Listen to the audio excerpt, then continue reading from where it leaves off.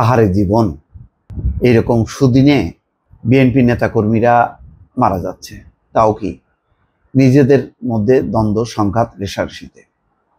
চিন্তা করা যায় দর্শক, এখন বিএনপির প্রতিটা দিন হবে ঈদের মতো। আওয়ামী লীগ নেই, নিজেরাই, এবং নিশ্চিত যে একটা সুন্দর নির্বাচন হবে, বিপুল ভোটে তারা জয়ী হয়ে ক্ষমতায় আসবে। এইরকম সময় যদি হানাহানি হয় নিজেদের মধ্যে এবং সেটা যদি মৃত্যু পর্যন্ত গড়ায়, তখন কেমন লাগে? এই মানুষটার পরিবারের কি সান্ত্বনা যে আওয়ামী লীগ মুক্ত, হাসিনা মুক্ত দেশে তার পরিবারের একজন সদস্য, তার সন্তান, তিনি হয়তো কারোর বাবা, কারোর ছেলে, তার মৃত্যু ঘটল। কেমন লাগবে বলেন? দলেরও সান্ত্বনা কি যে তার দলের নেতাকর্মীরা যে এক এক করে হারিয়ে যাচ্ছে। কতগুলো মানুষ গেল 5ই আগস্টের রাজনৈতিক পট পরিবর্তনের পর। এই হিসাব আছে? দলের কাছেও বা কি জবাব নেই দর্শক।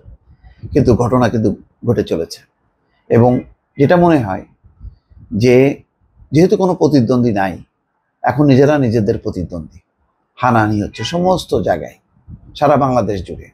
কেন্দ্রীয় নেতৃবৃন্দ কোথাও থামাতে পারছেন, কোথাও থামাতে পারছেন না। শেরপুর ঘটনা, শেরপুর সদর উপজেলায় আধিপত্য বিস্তার ও অভ্যন্তরীণ দ্বন্দ্বের জেরে প্রতিপক্ষের হামলায় আহত বিএনপি নেতার মৃত্যু হয়েছে। গতকাল মঙ্গলবার দিবাগত রাত 12টার দিকে রাজধানী ঢাকার একটি হাসপাতালে চিকিৎসাধীন অবস্থায় তিনি মারা যান।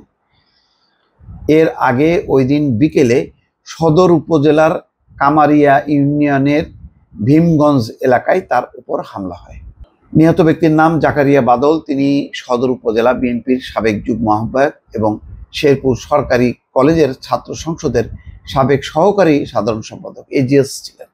তার মানে চিন্তা করেন, তার ছাত্র রাজনীতিতেও একটা উজ্জ্বল ভূমিকা বা প্রতিষ্ঠা ছিল। ছাত্র দল করেছে, তারপরে হলো বিএনপি করেছে। সেই মানুষটা মারা গেল। তার বাড়ি উপজেলার ভীমগঞ্জ গ্রামে। এই হামলার ঘটনায় আরও 2 জন আহত হন। তারা হলেন ভীমগঞ্জ গ্রামের সোহাগ আলম এবং রুহুল আমিন। পুলিশ এবং স্থানীয় সূত্র বলছে, রাজনৈতিক পট পরিবর্তনের পর আধিপত্য বিস্তারকে কেন্দ্র করে বেশ কিছুদিন ধরে কামারিয়া ইউনিয়ন বিএনপির আহ্বায়ক লুৎফুর রহমানের সঙ্গে বিএনপি নেতা জাকারিয়া বাদলের দ্বন্দ্ব চলে আসছিল। সম্প্রতি জেলা বিএনপির অভ্যন্তরীণ দ্বন্দ্বে ওই 2 নেতার মধ্যে আরও বিভেদ বাড়ে। গতকাল বিকেলে জাকারিয়া বাদল এবং তার 2 সহযোগী মোটরসাইকেল যোগে ভীমগঞ্জ বাজার থেকে বাড়ি ফিরছিলেন। পথে বিএনপির স্থানীয় নেতা লুৎফরের অনুসারীরা ধারালো অস্ত্র নিয়ে তার উপর হামলা করে। জাকারিয়া বাদল সহ 3 জন ধারালো অস্ত্র দিয়ে কুপিয়ে গুরুতর জখম করা হয়। এলাকাবাসী ওই 3 জনকে উদ্ধার করে প্রথমে শেরপুর জেলা সদর হাসপাতালে নিয়ে যায়, পরে উন্নত চিকিৎসার জন্য শেরপুর থেকে ঢাকায় স্থানান্তর করা হয়। সেখানে চিকিৎসাধীন অবস্থায় গতকাল রাত 12টার দিকে জাকারিয়া বাদল মারা যান। আমি এই জন্য বলছি, দেখেন কত করুণ ঘটনা। এই ঘটনা আপনি কাকে অভিযুক্ত করবেন? এক দল আর এক দলের বিরুদ্ধে, নিজেদের মধ্যে। এক দল আর এক দল না, একই দলের এক গ্রুপ আর এক গ্রুপের বিরুদ্ধে। এই মৃত্যুর কোনো জবাব নেই। এখনো সময় আছে।